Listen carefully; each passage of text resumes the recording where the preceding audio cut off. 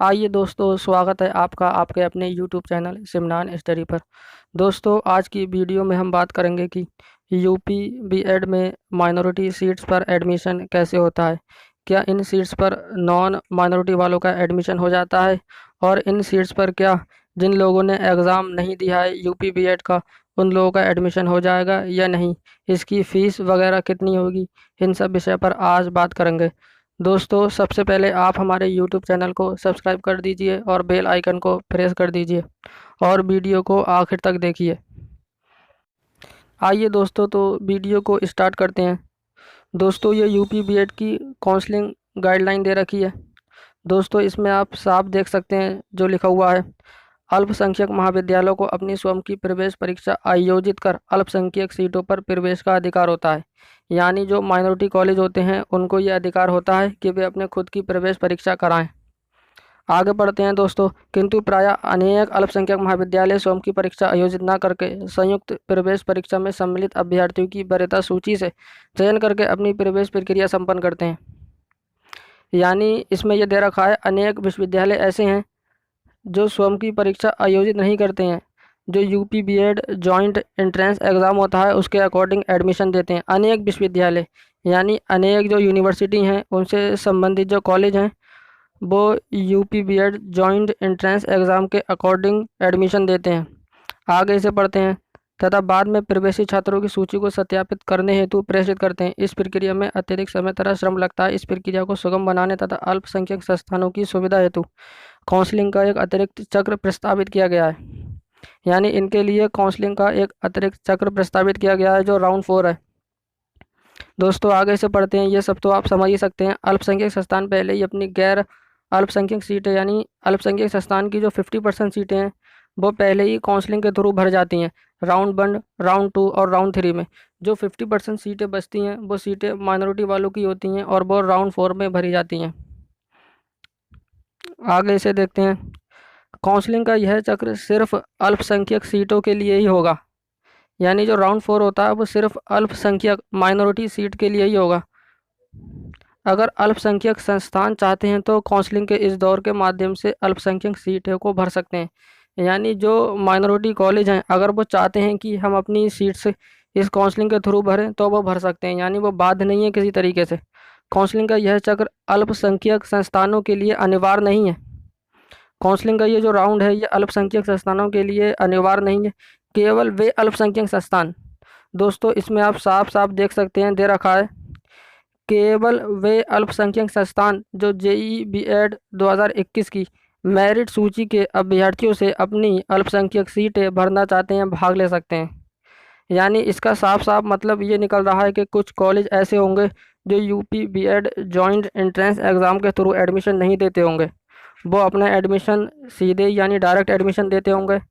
जैसे कि आगे मेंशन करा गया है, अल्पसंख्यक संस्थान बीएड की शर्तों को पूरा कर उस विश्वविद्यालय जिससे वे संबद्ध हैं की सहमति से किसी अन्य प्रक्रिया से अल्पसंख्यक सीटों पर अपना प्रवेश करा सकते हैं।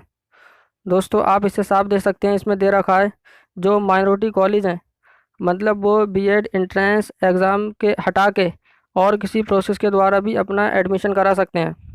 यानी माइनॉरिटी कॉलेज में UP BEd joint entrance exam के अतिरिक्त भी एडमिशन हो सकता है।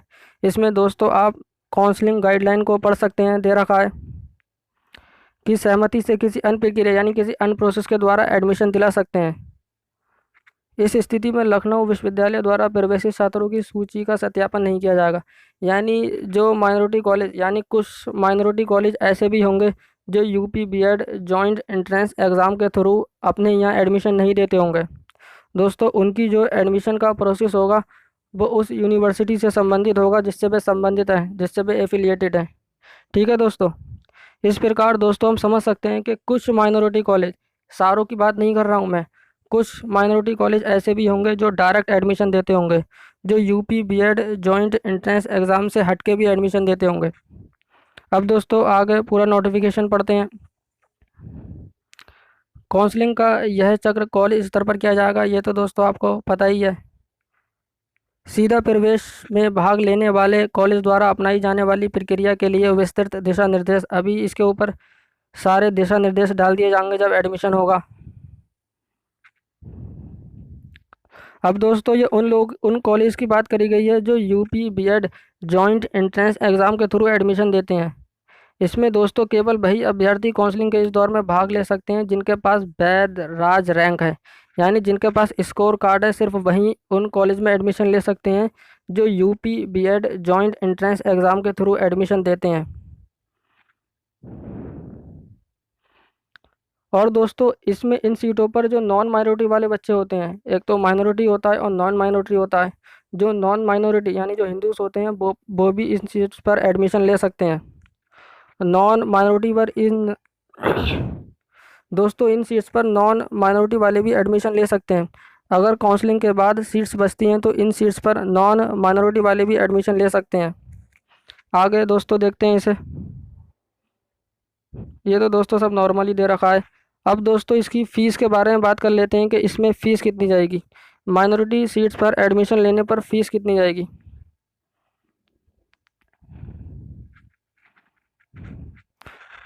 दोस्तों आप ये साफ देख सकते हैं कि काउंसलिंग फ़ीस तो 750 रुपये जाएगी ही जाएगी, और जो प्रवेश शुल्क है वो यहाँ पर कहीं मेंशन नहीं किया गया है। प्रवेश शुल्क यहाँ पर मेंशन नहीं किया गया है, ये कॉलेज स्तर पर जमा होगी, यानी इसमें अगर आपकी सेटिंग हो जाती है तो फ़ीस कम होने के चांसेस हैं। दोस्तों वैसे तो 51 ही फीस जाती है, 51,250 ही फीस जाती है, लेकिन इसमें फ़ीस मेंशन नहीं करी गई है। यानी अगर आपकी कॉलेज से सेटिंग हो जाती है तो आपकी फ़ीस भी इसमें कम हो सकती है। और दोस्तों माइनॉरिटी कॉलेज में एडमिशन वैसे ही होता है जैसे जैसे नॉर्मल होता है, और मार्कशीट वगैरह भी सब नॉर्मली आती है। इसमें कहीं पर भी लिखा हुआ नहीं होता है कि ये माइनॉरिटी सीट पर है या वैसे है। मार्कशीट सबकी सेम ही होती है, सबकी वैल्यू सेम होती है, सबके एग्ज़ाम भी सेम टाइम पर ही होते हैं। ठीक है दोस्तों।